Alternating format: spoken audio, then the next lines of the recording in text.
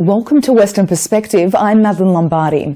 As the Cook administration begins to govern Western Australia, the progressive side of politics sees the pressing need for change on rampant youth crime, housing and the cost of living crisis. WA's Greens leader Brad Petit claims it's time for the new Premier, Roger Cook, to resolve systematic challenges with a new transformative approach. In this week's feature interview, the progressive politician discusses whether Mr Cook can deliver. What are your thoughts on Premier Roger Cook taking over Mark McGowan's governance? How do you think he will act as the new Premier? I think Roger coming into the role as Premier is an opportunity for a reset. I think it'd be fair to say that there are a few really key issues that the government's taken a very defensive posture on, even though clearly things aren't working. And probably the most high profile and symbolic of those is Banksia Hill and what we're seeing around youth justice. I mean, clearly an approach that's not working, and this idea that you just keep doubling down on that again and again, and taking a more and more punitive approach with it, and actually just getting worse and worse results is what we've seen, I think, over the last few years. Every expert and all the evidence says that that kind of punitive approach doesn't work, and actually what these kids need, who are often kids who have been through extraordinary trauma, who need to be in jail, no one's questioning that, but who've been through trauma, and actually what they need is help and a therapeutic approach to get their lives back on track. And locking them in what's ultimately solitary confinement, for 20 plus hours a day, with little support is not doing that, and that's why we're getting the reactions we are. And I think we need a much more trauma-informed approach. People like from Fiona Stanley to all the experts are very clear on what needs to happen if we're actually to help these kids. And actually, I mean, we all want these kids to get their lives back together, and the life of crime that's kind of led to this point is properly interrupted, and we can actually really help them. But I think what McGowan and Johnson doubling down on this kind of just go hard hasn't worked, and I really hope, and I think the early signs are that a Cook government could see something different. So standing on that as well, we're still in a Labor government overall. Do you believe there will be any sort of systemic change that will happen, or will it sort of stay relative and the same in that sense? Well, I mean, systemic change needs to happen, frankly. So, and just to give you an example, I mean, Banksia itself is so deeply broken on so many levels. As a facility, it's past its use by date. The idea that you've got kids on remand together with kids who will have long sentences, together with kids from the regions, with metro kids, it doesn't work. And look, I hope they look at all the big changes. A separate remand facility for young people. Actually proper kind of services and a trauma-informed approach for those who have long sentences. You've got all of those things together. I think I want this to happen. Even looking at new facilities out on country. And most importantly, properly resourcing and getting in front of actually the kind of services that actually get into communities so we don't get these kids in our jails in the first place. Let's talk about the Greens party in particular now. What are the key issues the Greens will be emphasising for the Cook government to address before the 2025 state election?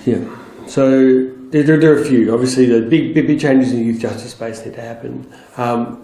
There is another crisis that is underway in the housing and homelessness space, and it's only going to get worse.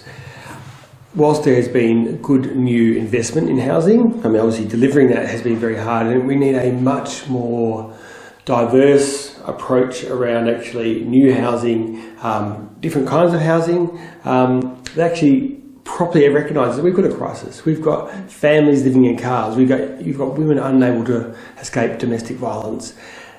We can't just continue with thinking because we're committed to a big spend of 1,000 houses a year, that's not going to solve it. We need new, immediate solutions now that can get people into housing. And that's some radical stuff.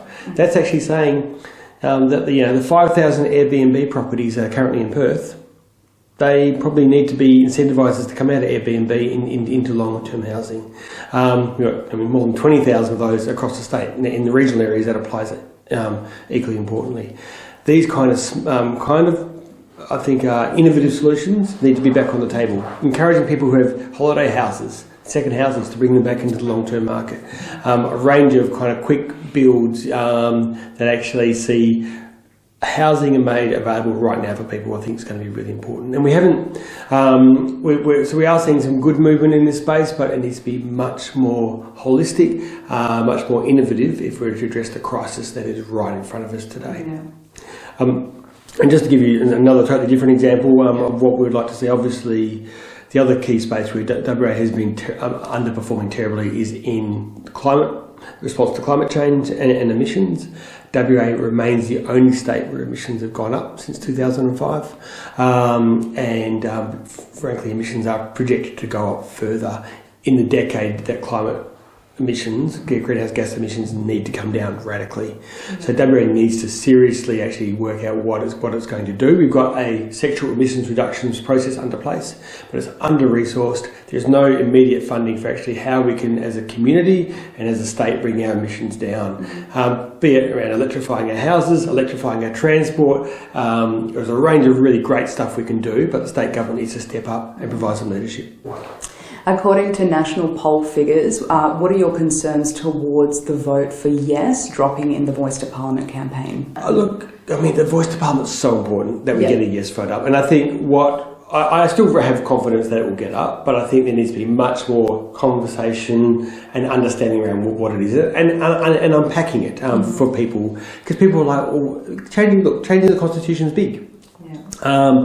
But I do think we have a modest proposal here, which is simply giving an advisory voice to the First Nations, for the First Peoples of this place, so that they can influence things that impact on them. I think it's rational, and most fair-minded Australians will support that, but there is a lot of work to be done around explaining that to people, getting over some concerns, and some of the misinformation that we're seeing floating around.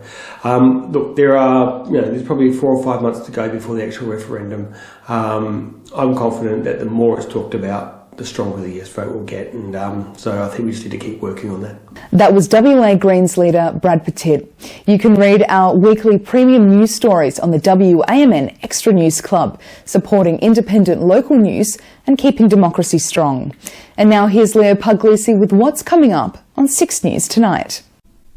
Thanks, guys. On 6 News, Donald Trump speaks publicly for the first time since being indicted. Lydia Thorpe calls for a boycott of the Voice to Parliament referendum. And Ted Kaczynski, the infamous Unabomber, dies in his prison cell at the age of 81. Watch live on our YouTube channel and our website, 6newsau.com. For now, though, it is back to you. Thanks, Leo. And that's all from Western Perspective this week. We'll be back with you next Sunday. Until then, Ivan and Melly, it's back to you two. Thanks, Maddie. And that's our weekly news and current affairs. We have the latest news on our website, wamnnews.com.au. Don't forget to subscribe to the WAMN Extra News Club so we can continue our work in the community. Full details on wamnnews.com.au/news/extra.